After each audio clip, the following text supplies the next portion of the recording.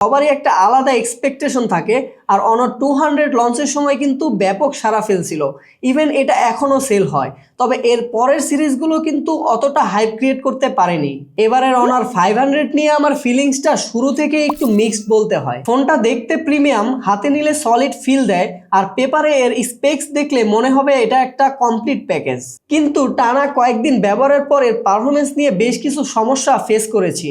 তাই আজকে এই ফোনের আসল রিয়েলিটি খুঁজে বের করতে আপনাদের সাথে আছি আমি সাব্বির হোসেন, আপনারা দেখছেন টেকিপার। প্রথমে প্রাইসটা বলেই দেই, কারণ এর দামটা কিন্তু এখন অনেকটাই বেশি। 12256 জিবি এই ফোনটা বাংলাদেশে আনঅফিসিয়ালি পাওয়া যাচ্ছে 50,000 টাকার আশেপাশে। ফোনটি আমাদের কাছে পাঠিয়েছে কিন্তু SMS গ্যাজেট। যে কোনো অফিসিয়াল, আনঅফিসিয়াল বা গ্যাজেট কিনতে নিশ্চিন্তে তাদের ওয়েবসাইট ভিজিট করতে পারেন। দেখেন, ইদানিং ফোনের ডিজাইনের কথা বলতে গেলেই কেমন জানি আইফোনের প্রসঙ্গটা চলে আসে।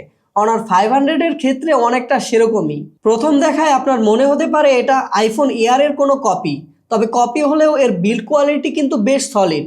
অ্যালুমিনিয়াম ফ্রেম আর গ্লাস ব্যাক মিলিয়ে হাতে নিলে বেশ প্রিমিয়াম একটা ফিল দিচ্ছে। মেটাল ফ্রেমের কারণে ফোনটা বেশ ডিউরেবল মনে হবে। 7.8 মিলিমিটার থিকনেসের সাথে 198 গ্রাম ওজন এই ফোনটার। আর এই কম্প্যাক্ট সাইজটা আমার কাছে পার্সোনালি খুব ভালো লাগছে। গ্রিপ করা সহজ, আশা করি সবারই এই সাইজটা ভালো লাগবে। ডিজাইনটা আইফোন ইন্সপায়ার্ড হলেও অনার তাদের নিজস্ব কিছু টাচ দেওয়ার চেষ্টা করেছে। তবে ওভারঅল লুকটা বেশ মিনিমালিস্টিক।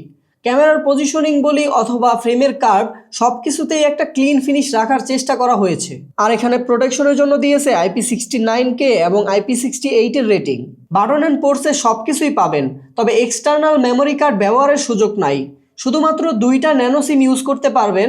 এক্সট্রা বাটন হিসেবে আছে ক্যামেরা বাটন। এবার ডিসপ্লের ভেতরে ঢোকা যাক। এখানে দেওয়া হয়েছে 6.55 ইঞ্চির 1.5K রেজুলেশনের একটা অ্যামোলেড প্যানেল, সাথে আছে 120 হার্জের রিফ্রেশ রেট। আমি টেস্ট করে যা দেখলাম, এর শার্পনেস নিয়ে কথা বলার কিছু নাই। টেক্সট বা ইমেজ একদম ক্রিস্পি, কালার অ্যাকুরেসিও বেশ ব্যালেন্সড। খুব বেশি কড়া বা ফ্যাকাশে মনে হবে না।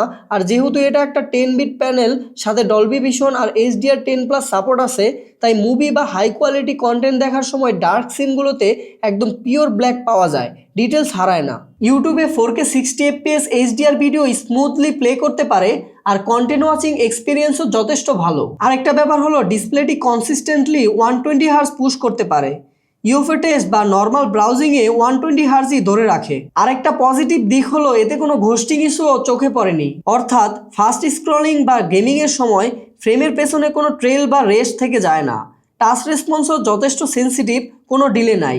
ব্রাইটনেসের দিক খেয়াল করলে ডিরেক্ট সানলাইটে এর 1800 নিটসের HBM ব্রাইটনেসটা বেশ ভালোভাবেই কাজে লাগে, তবে কিছু কিছু সময় মনে হবে আরেকটু ব্রাইটনেস দরকার ছিল। তাছাড়া 6000 নিটস পিক ব্রাইটনেস আছে, যেটা মেইনলি HDR কন্টেন্টে কাজ করে।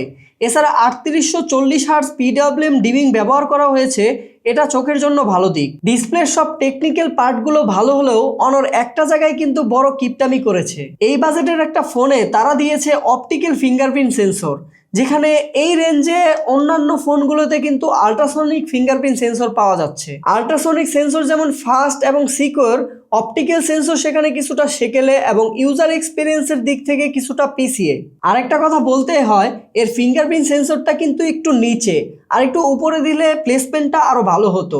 তবে আনলক স্পিড কিন্তু যথেষ্ট ফাস্টই বলতে হয়। এবার পারফরমেন্সের ভেতরের গল্পটা বলি। অনার 500 ব্যবহার করা হয়েছে স্ন্যাপড্রাগন 8s Gen 4 চিপসেট, সাথে আছে LPDDR5X টাইপের র্যাম আর UFS 4.0 টাইপের স্টোরেজ। লিনিয়ার ইউজেসে বা ডেইলি টাস্কে ফোনটা বেশ ফাস্ট। আমি চেক করে দেখেছি এর র্যাম ম্যানেজমেন্টও বেশ চমৎকার। ব্যাকগ্রাউন্ডে অনেকগুলো অ্যাপ ধরে রাখতে পারে এবং অ্যাপ ওপেনিং স্পিডও বেশ স্মুথ। বেঞ্চমার্কের দিকে তাকালে এর অন্তত স্কোর ছিল 20,80,046, আর গিগবেঞ্চে সিঙ্গেল করে পেয়েছি 2065 ও মাল্টি করে পেয়েছি 6396। তবে একটা খটকা লেগেছে এর স্টোরেজ টেস্টে। কম্পিটিটরদের তুলনায় এর স্কোর অনেকটাই কম মনে হয়েছে আমার কাছে। এখানে অন্তত রেজাল্ট দেখে মনে হচ্ছে এটা UFS 3.1 টাইপের স্টোরেজ হবে। বেঞ্চমার্ক স্কোর থেকে আমরা চলে গেলাম গেমিংয়ে। প্রথমে আমরা পাবজিটা দিয়ে শুরু করি। এখানে স্মুথ গ্রাফিক্সে 90 FPS সাপোর্ট করে, যদিও এই প্রসেসরটা কিন্তু 120 FPS ক্যাপাবল। গেম প্লে মোটামুটি ডিসেন্ট ছিল, তবে ইন্টেন্স মোমেন্টে সামান্য ফ্রেম ড্রপ ফিল হয়েছে। এখানে অ্যাভারেজ FPS ছিল 86। ফুটবল খেলার সময় এটা বেশ ভালোভাবে হ্যান্ডেল করতে পেরেছিল। হাই গ্রাফিক্সে 60 FPS খেলছিলাম, অ্যাভারেজ পেয়েছি 59।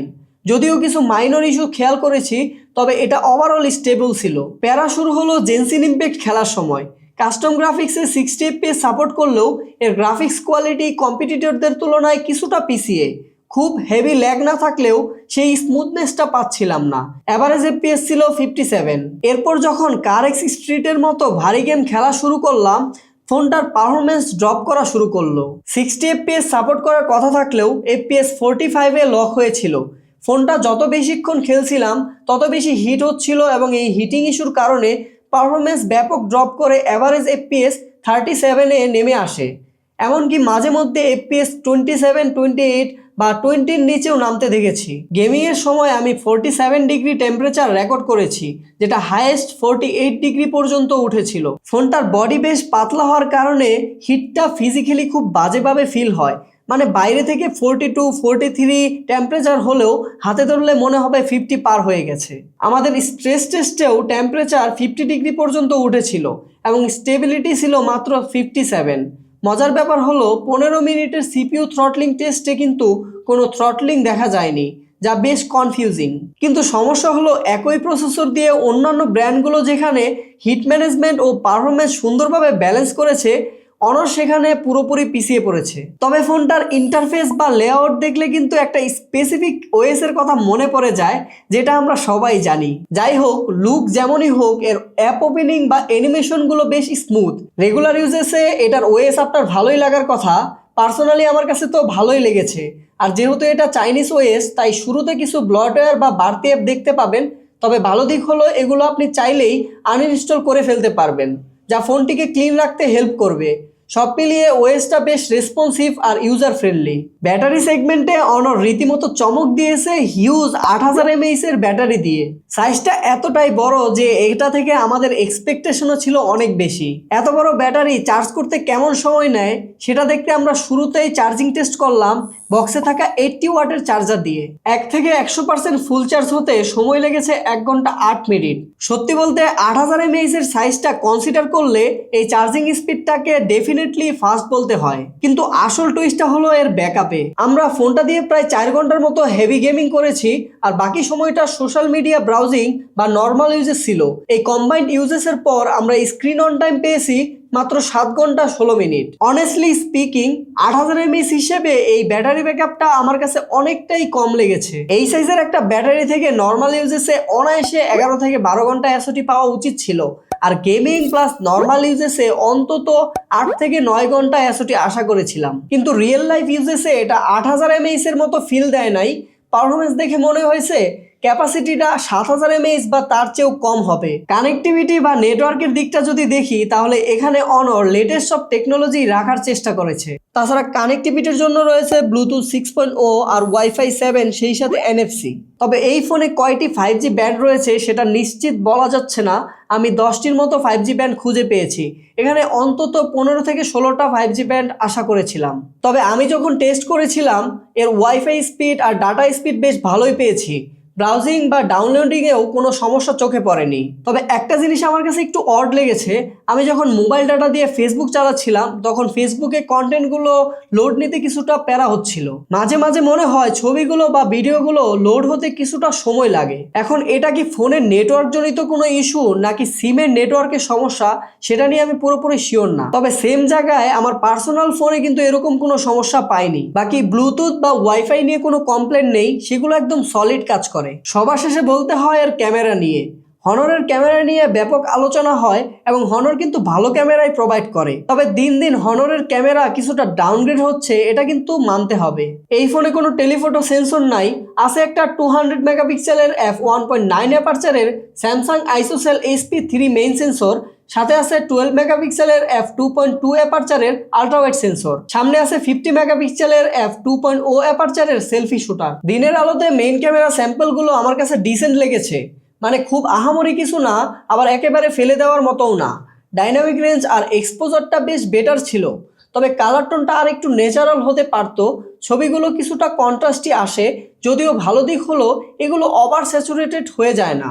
আরেকটা ভালো দিক হলো শ্যাডো এরিয়াগুলো বেশ ডার্ক বা ব্ল্যাক রাখে, ফেডেড করে ফেলে না। ডিটেলস মোটামুটি চলনসই হলেও জুম করলে কিছুটা স্মুদিং চোখে পড়ে। সত্যি বলতে অনারের আগের সিরিজের ফোনগুলোতে আমি এর থেকে বেটার পিকচার কোয়ালিটি দেখেছি। পোর্ট্রেট তুলতে গিয়ে আমি একটা অদ্ভুত সমস্যায় পড়েছিলাম। মাঝে মাঝে হিটিং বা সফটওয়্যার বাগের কারণে ব্যাকগ্রাউন্ড একদমই ব্লার হচ্ছিল না, একদম ফ্ল্যাট ছবি আসছিল। এমনিতে যখন ব্লার ঠিকঠাক কাজ করে তখন ব্যাকগ্রাউন্ড বোকেগুলো দেখতে বেশ ভালো লাগে, একটা ডিএসএলআর ভাইব দেয়। তবে এজ ডিটেকশনে অনারকে আরও কাজ করতে হবে। এখানেও ওই স্মুদিং ইস্যুটা রয়েছে, যার কারণে ডিটেলস খুব একটা শার্প লাগে না। তবে ডিজিটাল 3x জুম করে যে পোর্ট্রেটগুলো নেওয়া যায় সেগুলোর ডিটেলস খারাপ না। আলট্রা ওয়াইড লেন্সের ওয়াইড রেঞ্জটা বেশ বড়, তাই অনেকখানি জায়গা কভার করা যায়। কিন্তু এখানেও ডিটেলস আমার কাছে কম মনে হয়েছে এবং প্রসেসিংয়ের পর ছবিগুলো কিছুটা কন্ট্রাস্টি হয়ে যায়। আলট্রা ওয়াইডের পারফরমেন্সকে আমি অ্যাভারেজ টু গুড বলবো। তবে নাইট মোডে কিন্তু এটা বেশ ভালোই পারফরমেন্স করেছে। রাতের বেলা ছবিগুলোতে নয়েজ থাকলেও সেটা খুব একটা ডিস্টার্বিং না, বরং ছবিগুলো বেশ ব্যালেন্সড মনে হয়েছে। কম আলোতে ছবিগুলো ভালোই আসে বলা যায়। 50 মেগাপিক্সেলের সেলফি শুটারটা গুড এনাফ। ডিটেলস মোটামুটি ভালো থাকলেও এখানেও বিউটিফিকেশনের বা স্মুদিংয়ের একটা ব্যাপার আছে। তবে কালার টোন আর ডাইনামিক রেঞ্জ নিয়ে কোনো প্যারা নেই। সেলফি লাভারদের কাছে এটা ভালোই লাগবে। ভিডিওতে 4K 60 fps এ ভিডিও রেকর্ড করা যায়। ওআইএস আছে, যার কারণে স্টেবল ফুটেজ পাবেন। হালকা ফোকাস জিটার আছে, তবে ভিডিও কোয়ালিটি ভালোই বলা যায়। ডিটেলসও ভালোভাবেই ধরে রাখতে পারে। প্লাস পয়েন্ট হচ্ছে সেলফি ক্যামেরাতেও 4K 60 fps এ ভিডিও রেকর্ড করা যাচ্ছিল, যেটা সচরাচর চাইনিজ ফোনগুলোতে দেখা যায় না। Selfie video quality good enough লেগেছে, স্মুদিং নাই, সেই সাথে ডিটেলসটাও ভালো। 0.8x ফোকাল লেন্থের কারণে ওয়াইড রেঞ্জ ভিডিও রেকর্ড করতে পারবেন। ওভারঅলের ক্যামেরাকে বাজেট হিসাব করলে আহামরি কিছু বলা যাবে না। হ্যাঁ, কিছু কিছু স্পেসিফিক পার্টে এটা যথেষ্ট ভালো পারফরমেন্স করলেও ওভারঅল চিন্তা করলে এটা অ্যাভারেজই বলবো। সেই সাথে অনারের ক্যামেরার প্রতি মানুষের যে আস্থাটা ছিল সেটাও দিন দিন অনারের নাম্বার সিরিজ থেকে কিছুটা হলেও উঠে যাচ্ছে। অনারের উচিত ক্যামেরা নিয়ে আরো বেশি বেশি কাজ করা। তো সব মিলিয়ে আমার কাছে মনে হয়েছে অনার এখন নাম্বার সিরিজ থেকে সরে গিয়ে অন্যান্য সিরিজে বেশি মনোযোগ দিচ্ছে, যার ফলে এই সিরিজটাকে এখন আর ভ্যালু ফর মানি ডিল বলা যাচ্ছে না। আর 50,000 টাকা বাজেট হিসেব করলে অনার 500-এ কিন্তু অনেকগুলো ড্রব্যাক রয়েছে। সেই সাথে অপটিমাইজেশনের অভাবও কিন্তু লক্ষ্য করেছি। এখন সবকিছু বিবেচনায় ফোনটি যদি আপনারা নিতে চান তাহলে নিতে পারেন। আজকের মতো এই পর্যন্তই। পরবর্তী কোন ফোনের ভিডিও চান কমেন্ট করে জানাতে পারেন। ধন্যবাদ।